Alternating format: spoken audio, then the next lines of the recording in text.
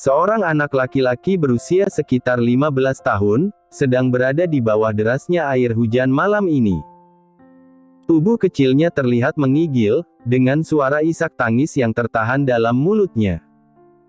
Terdapat memar pada sebagian wajahnya dan terlihat darah segar yang terus mengalir dari keningnya, yang bercampur dengan buliran air hujan. Perih dan sakit. Anak itu memeluk tubuhnya sendiri, kemudian memandangi lingkungan yang ada di sekitarnya. Ia sadar bahwa dirinya berada di sebuah tempat yang asing sekarang, yang sama sekali tidak dikenali olehnya. Ia menolehkan kepalanya ke arah kiri dan kanan, kemudian beringsut menyeret kaki kecilnya menuju ke arah gang kecil, dengan bak-bak sampah yang mengeluarkan bau menyengat di sana, karena bercampur dengan aroma hujan yang khas. Anak itu kebingungan. Ia bahkan tidak tahu alasan apa yang membuatnya ada di sana sekarang. Berada di tempat asing untuk yang pertama kalinya, membuat tangisannya semakin meledak dan suara tangisnya itu bersaing dengan suara air hujan yang semakin deras. Tidak ada satu orang pun yang berada di tempat itu, selain dirinya. Hingga tidak lama kemudian, terdengar suara derap langkah kaki seseorang dari belakang. "Hei, siapa kau? Kenapa kau berisik sekali? Apakah kau tidak bisa diam?" Hah! Anak kecil itu menolehkan kepalanya dan menatap seorang pria berambut pirang, yang mengenakan pakaian berwarna biru pudar dan celana kain sepanjang mata kaki, yang sudah sobek di beberapa bagian. Tangannya memegang sebuah payung berwarna hitam yang telah berlubang dan meneteskan air hujan yang merembas ke atas kepalanya. Fungsi dan keberadaan payung itu terlihat sangat percuma sebenarnya, tetapi setidaknya payung itu bisa membuat wajah dan tubuhnya menjadi tidak terlalu basah. "Kenapa kau diam? Hah?" bentaknya lagi, sembari mengusap wajahnya yang tampak kumal dan kotor, seperti tidak mandi selama berbulan-bulan. Namun, kedatangannya berhasil membuat tangisan kencang dari mulut anak kecil itu mereda seketika. Anak kecil itu merasa takut, ketika pria berambut pirang itu mulai mendekatinya. Ia hanya bisa memandang pria itu dari atas hingga bawah, dengan tatapan takut sekaligus penasaran, yang terpancar dari kedua sorot matanya. "Kau siapa?" tanya anak kecil berwajah tampan itu, sembari meremas sisi jas hitam yang ia kenakan pada tubuhnya. Sekarang jas itu terasa begitu berat, karena terkena air hujan sejak tadi. Pria kumal itu terus mendekatinya, dengan seringai pada wajahnya, yang terlihat begitu menakutkan. "Kau sendiri siapa? Sedang apa kau di sini? Dan kenapa kau menangis seperti orang gila, di tengah malam seperti ini, hah?" tanyanya balik, sambil menatap penampilan anak kecil yang ada di hadapannya itu dengan tatapan tajam. Pria itu berprofesi sebagai pencuri selama bertahun-tahun dan hal itu membuatnya bisa membedakan mana barang mahal dan barang murah, hanya dengan satu kali melihat. Ia pun menyadari, kalau anak kecil yang ada di hadapannya mengenakan jas yang mahal, yang menandakan kalau dia bukan berasal dari kalangan biasa atau rendahan seperti dirinya. "Aku bukan orang gila," teriak anak itu. Sepasang matanya yang mungil kembali terlihat berair. "Jika kau bukan orang gila, lalu siapa kau? Kenapa kau ada di sini?" Anak kecil itu kembali membeku. Pikirannya mendadak kosong. Ia tidak bisa mengingat satu hal pun, yang telah terjadi kepadanya atau sesuatu yang berkaitan dengan identitas dirinya. Aku tidak tahu," sahutnya sambil berusaha menutupi ketakutannya. "Tidak tahu. Lantas kenapa kau bisa berada di sini?" Bocah itu menggeleng keras. Ia berusaha mengingat sesuatu namun kemudian ia meringis menahan sakit sambil mencengkeram kepala dengan kedua tangannya. Aku benar-benar tidak tahu," sahutnya menyedihkan. "Kau benar-benar tidak tahu?" "Ya. Aku benar-benar tidak tahu." "Baiklah, kau bisa ikut denganku." Pria setengah baya itu tersenyum tipis, sangat tipis hingga hampir mirip seperti seringai jika tidak diperhatikan. "Mungkin kau mengalami amnesia. Tapi kenapa wajahmu memar dan berdarah? Bocah itu terdiam. Aku. Cukup. Aku tahu kau pasti akan bilang, aku tidak tahu, lagi, iya, kan? Bocah itu mengangguk. Ikutlah ke rumahku. Lagi-lagi bocah itu hanya bisa mengangguk dan mengikuti pria itu. Dia sedikit menggigil ketika pria itu membawanya ke rumah kumuh dengan dinding yang terbuat dari bekas kontainer karatan. Pria itu mendorong pintunya yang tanpa kunci lalu melangkah masuk tanpa melepas sepatunya yang kotor dan basah. Dat. Pria itu menoleh lalu tersenyum lebar saat melihat seorang gadis cilik berjalan ke arahnya sambil membawa sebuah kantong plastik hitam berisi sesuatu. Vanessa. Kau mendapatkannya. Tentu saja, sahut gadis cilik berambut pirang itu antusias sambil menyerahkan kantong hitam yang sedari tadi dipegangnya. Pria itu membuka dengan semangat kantong hitam itu lalu menunjukkan sesuatu yang ada di dalamnya pada gadis cilik yang bernama Vanessa. Vanessa, kau. Seringai lebar seketika terbit di kedua sudut bibir pria itu. Bagus Vanessa. Bagus. Dedi senang sekali kau sudah mahir dalam hal ini. Tangannya lalu meraih sekotak cheesecake yang masih belum dibuka. Dedi lapar sekali, ayo kita makan sekarang saja. Sejenak pria itu melirik bocah laki-laki yang ada di belakangnya, apa kau lapar? Bocah itu menggeleng pelan. Vanessa menautkan kedua alisnya, melihat bocah laki-laki yang ada di balik punggung ayahnya dengan kening berkerut, kau bukanlah anak laki-laki yang tadi. Pria setengah baya itu memandang putrinya dengan penasaran, apa kau mengenalnya? Vanessa menggeleng, tidak. Siapa dia, Dat? Mana aku tahu. Kenapa dia bisa bersamamu? Dedi tidak tahu, Vanessa. Entah kenapa dia bisa berada di dekat gubuk kita. Dia bahkan tidak tahu namanya sendiri. Kenapa dia tidak tahu namanya sendiri? Dedi bilang, Dedi tidak tahu Vanessa. Sahut pria itu tidak sabar, ayolah kita makan sekarang. Dan kau, bocah tanpa nama, apa kau mau ini? Bocah laki-laki itu masih menggeleng. Terserah, jika kau tidak mau. Kami akan menghabiskannya berdua. Dan ingat, jangan menangis lagi jika kau nanti kelaparan. Tunggu. Pria itu menghentikan tangannya yang akan menyuapkan cheesecake ke mulutnya, kenapa? Sahutnya keras. Aku lapar. Pria itu terkekeh lalu mengangsurkan sepotong cheesecake ke bocah laki-laki yang menatapnya dengan wajah memelas. Apa kau? Vanessa menghentikan pertanyaannya seketika, bagaimana jika aku kasih nama untukmu, apa kau mau? Kali ini bocah itu menganggukkan kepalanya dengan antusias. Namamu? Kenrick saja. Bagaimana? Kau suka? Ya, sahut bocah itu senang karena mendapatkan nama sekaligus teman. Sementara pria itu memandangi wajah memar Kenrick dengan pikiran berkecamuk dalam dirinya, aku akan mengobati lukamu nanti. Terima kasih, Kenrick mengangguk lalu tersenyum lebar. Sejak saat itulah, Kenrick tinggal bersama Roger dan Vanessa.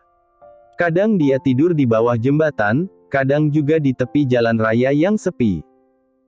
Roger mengajarkan padanya bagaimana cara bertahan hidup di luar tanpa bantuan orang lain. Mereka mengajarinya cara mencuri makanan dan barang-barang berharga lainnya seperti handphone, pakaian, dompet, dan juga uang. Kehidupan keras dan menakutkan terus ia rasakan. Mendekam di penjara adalah makanan sehari-hari baginya. Peristiwa demi peristiwa buruk berputar-putar di benaknya. Bahkan dia pernah mengalami peristiwa terburuk dalam hidupnya yang membuat tubuhnya bergetar ketakutan layaknya anak kecil yang memohon perlindungan seseorang, berharap seseorang mau menyelamatkannya dari ancaman tak kasat mata yang selalu menghantuinya hingga kini. Hingga kemudian, tiba-tiba saja Roger mendapatkan warisan yang konon katanya dari keluarga jauh mereka. Sebuah keluarga terkenal di Manhattan. Sang bilioner yang juga pemilik beberapa kasino di Las Vegas, Lord Arthur Reagan. Lalu sejak saat itulah kehidupan mereka mulai berubah, jauh lebih baik. Dert. Dering ponsel menginterupsi pikiran Kenrick seketika. Dia mendesah letih ketika melihat nama Vanessa di layar ponselnya. "Sweetheart, what happened?" Daddy, Ken." Kenrick memejamkan matanya sejenak. "Ada apa dengan Daddy?" "Daddy, dia baru saja meninggal, Ken." "Oh, my God." Kenrick menyugar rambutnya. "Kau tenanglah. Aku akan pergi ke Los Angeles sekarang juga." Kenrick menutup teleponnya lalu bergegas keluar dari ruangannya. Suara ketukan sepatunya terdengar menggema di sepanjang koridor nightclub yang mulai sepi karena hari menjelang pagi. Ia langsung menuju ke tempat parkir VIP dan melajukan mobilnya dengan kencang membelah jalanan ibu kota menuju ke Bandar Udara Soekarno-Hatta. Raina terjaga dari tidurnya, dia menyingkap selimut, menatap hampa pada tempat tidur kusut di sampingnya. Kenrick sudah tidak ada di sana. Mungkin pria itu sudah berangkat ke tempat kerja. Karena dari beberapa media bisnis yang pernah dia baca, pria itu memiliki beberapa perusahaan lain selain klub malam. Wanita itu mengerjapkan mata lalu mendesah pelan, kembali membenamkan dirinya di dalam selimut tebal yang beberapa waktu disibaknya. Sedangkan sepasang matanya menatap nanar layar LED yang tertanam pada dinding berwarna off-white di depannya. Matanya terbelalak. Deru napasnya memburu seakan dia baru saja berlari maraton.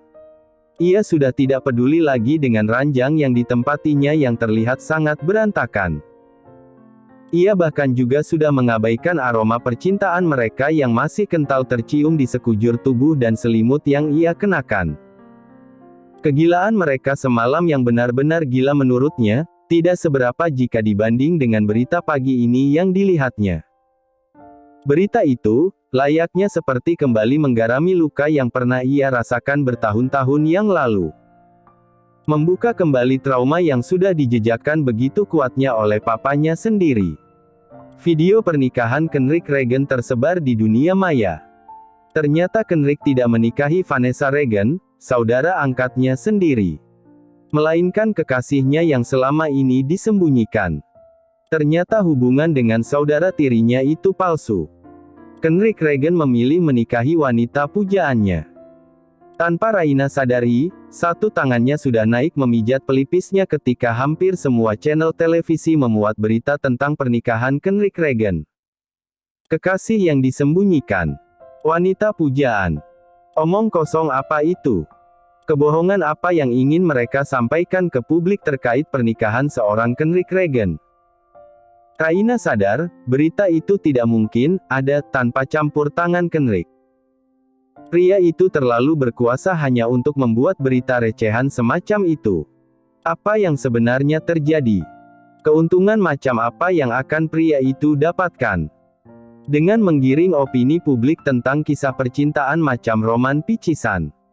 Apa karena pria itu sudah memiliki kekasih? Dan kekasihnya itu adalah saudara angkatnya sendiri. Lalu bagaimana dengan dirinya? Apa fungsi dirinya yang sebenarnya? Raina meraup wajahnya kasar. Rasanya mentalnya belum siap andai pada akhirnya dirinya akan mengalami hal yang sama dengan sang mama. Menjadi wanita selingkuhan dari suami orang. Ya Tuhan, kenapa sejarah bisa berulang? Raina menggeleng tidak percaya. Wanita itu kemudian mencari-cari ponselnya. Ia lupa menaruhnya di mana. Saat menemukan ponselnya yang ternyata ada di laci nakas di samping ranjangnya, Raina segera mencari sumber berita itu dan segera menemukannya di sebuah situs media gosip internasional. Video pernikahan di rumah sakit itu tampak tidak jelas, wajah pengantin wanita juga tidak bisa dikenali dengan pasti, tapi Raina menyadari itu adalah dirinya. Kembali Raina menggeleng, karena sepertinya dia sudah bisa menyimpulkan apa yang sebenarnya terjadi. Akan tetapi, jika dugaannya benar, ia pasti akan dalam musibah besar. Raina segera mengambil kemeja milik Kenrick yang tergeletak di bawah kakinya lalu menggunakannya untuk membalut tubuhnya dengan cepat. Wajah pucat wanita itu terlihat lebih berantakan dari yang biasa. Keringat dingin mengucur deras dari pelipis dan punggungnya seolah ia baru saja kembali terlempar ke dalam mimpi buruk. Sekali lagi, dia melihat kenangan yang tidak selayaknya dikenang. Tok tok tok. Nyonya. Raina menghela napas berat. Dia diam saja saat seseorang mengetuk pintu kamarnya, namun setelah ia mengucapkan beberapa kata, daun pintu besar itu terbuka perlahan, menampakkan seorang pria dewasa tampan yang memberinya senyuman ramah. "Selamat pagi, Nyonya. Perkenalkan, saya pengawal pribadi Anda, Maximilian." "Ya, Sid." Raina terlonjak dengan kedua mata terbuka lebar karena gugup. Ponselnya nyaris meloncat dari telapak tangannya. Pengawal pribadi. Nah, Raina mengumpat dalam hati, sekarang ia benar-benar menjadi Raina yang bodoh. Ia mengambil risiko menerima Kenrick sebagai suaminya, meski dia sama sekali tidak mengenal laki-laki tersebut. Dan kini dia harus pasrah tersedot begitu saja dalam pusaran tak kasat mata yang diciptakan oleh pria itu untuknya. Ya Tuhan! Raina merasa dirinya kini dikelilingi tembok di mana-mana, seperti berjalan di tengah labirin yang dia tidak tahu arahnya. Dia berusaha berpikir dengan tenang, walaupun dia tahu, mulai sekarang setiap detik yang dia lewati adalah bom waktu baginya. "Maafkan saya. Apakah Anda baru bangun? Apakah saya sudah mengganggu waktu istirahat Anda? Saya merasa hari sudah cukup siang, sehingga saya lancang sudah menyiapkan sarapan untuk Anda tanpa Anda minta." Suara berat Max terdengar hati-hati. Sedikit mengherankan di telinga Raina, ternyata pria tampan berwajah luar biasa datar itu masih memiliki perasaan juga. Dia pasti menangkap suara Raina yang terdengar serak khas orang bangun tidur. "Tidak apa-apa, Max. Saya yang bangun kesiangan. Apakah Kenrick sudah berangkat ke kantor atau mungkin ke klub?" Raina membuat suaranya terdengar ringan dan menekan dalam-dalam kegugupannya. Sialan sekali, kenapa Kenrick tidak memberitahunya akan memberikan pengawal pribadi setampan ini? Astaga Raina. Apa yang kau pikirkan? Raina tertunduk karena malu dengan pikirannya sendiri, namun sedetik kemudian kedua manik coklat gelapnya membola. Oh shit. Ini benar-benar gila. Gila. Raina memejamkan mata, merasakan bagaimana dadanya berdenyut tak karuan.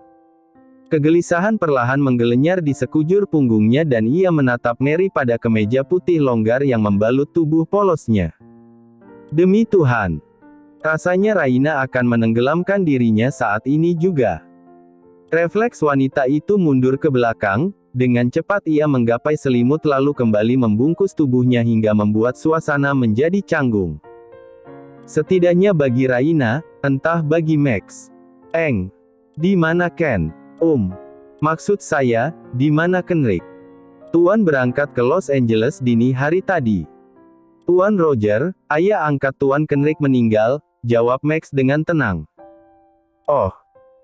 Raina mengangguk seolah dia benar-benar sudah memahami tentang suaminya dan mengetahui alasan kenapa dia ditinggalkan sementara mertuanya meninggal dunia. Pelayan sudah menyiapkan air hangat dan juga minyak zaitun untuk Anda mandi. Setelah sarapan, Anda bisa melakukan kegiatan menyenangkan hari ini. Max sengaja menciptakan keheningan membentang di antara mereka. Seolah membiarkan Raina berkubang dengan pikirannya dan ia menantikan kalimat yang mungkin akan meluncur dari mulut wanita itu. Apa ada yang harus saya lakukan? Nyonya bisa melakukan apapun yang Nyonya suka. Dan saya yang akan mengawal Anda dan mempersiapkan segala keperluan Anda. Saya hanya ingin melanjutkan kuliah, balas Raina kaku. Lama keduanya terdiam. Ia mengernyit ketika belum mendengar tanggapan dari Max setelah hampir beberapa menit berlalu. Mungkin pria itu merasa itu bukan wewenangannya. Namun pada akhirnya Raina mendengar desah suara beratnya juga. Saya akan segera mempersiapkannya. Tuan memerintahkan saya untuk melakukan apapun yang Anda minta. Dan menjaga Anda sampai Tuan kembali. Berapa lama? Ya. Berapa lama Kenrick pergi dan kapan dia akan kembali? Anda bisa menanyakan sendiri pada Tuan. Mulut Raina terkatup dalam bimbang. Gilirannya membiarkan keheningan menjerat mereka berdua. Raina menangkap maksud Max, tetapi pernyataannya tidak cukup menghalau kabut yang melingkupi benaknya saat ini. Siapa dia? Apa haknya untuk bertanya? Bukan urusannya kapan suaminya akan kembali padanya dan meninggalkan kekasihnya. Ia hanya istri bayaran, yang mungkin hanya digunakan sebagai kedok untuk melegalkan perasaan mereka yang mungkin tidak bisa bersama karena keadaan. Raina butuh waktu untuk mencerna semua yang terjadi pada dirinya saat ini, namun otaknya benar-benar tidak bisa diajak bekerja sama sekarang. Nyonya, Anda baik-baik saja. Mendengar dirinya dipanggil, Raina menegakkan kepala dengan cepat tanpa bisa menyembunyikan keterkejutannya. Ia mendapati Max tengah berjalan ke arahnya dengan tatapan khawatir. Anda baik-baik saja. Kenapa Anda terus memijat kepala Anda? Bola mata Max yang tajam menatapnya ingin tahu. Apakah Anda memikirkan Tuan Kenrick saat ini? Tuan baik-baik saja, jika Anda ingin tahu. Raina menggeleng dan berusaha melemparkan senyum seringan mungkin. Tidak menduga jika kegelisahannya bisa ditebak Max dengan begitu mudah. Tidak. Saya tidak memikirkan Kenrick. Terima kasih untuk perhatianmu. Anda bersiap-siaplah. Saya akan mengantarkan Anda ke kampus. Baiklah. Terima kasih, Max. Sama-sama, Nyonya. Itu sudah menjadi kewajiban saya. Max tersenyum lalu pamit dan keluar dari kamar Raina. Wanita itu mendesah panjang lalu segera membanting ponselnya di atas ranjang. Mertuanya meninggal. Suaminya pergi. Jangankan mengajaknya ikut serta, memberi kabar pun tidak. Apa Kenrick begitu buru-buru ingin bertemu dengan Vanessa hingga melupakan keberadaannya? Tuhan. Bayangan Kenrick, Vanessa, dan perjanjian sialan itu terus berputar-putar di dalam rongga kepala. Membuat Raina begitu pusing. Ia terhuyung-huyung dan menyeret kakinya dengan susah payah akibat selimut yang membelit tubuhnya menuju ranjang. Tidur panjang adalah solusi terbaik untuk saat ini. Persetan dengan kampus. Ia tidak akan bisa berpikir dengan suasana hati yang buruk. Raina berharap, ini semua hanya mimpi buruk, dan ketika dia terbangun nanti semua akan kembali baik-baik saja. Ya, semoga.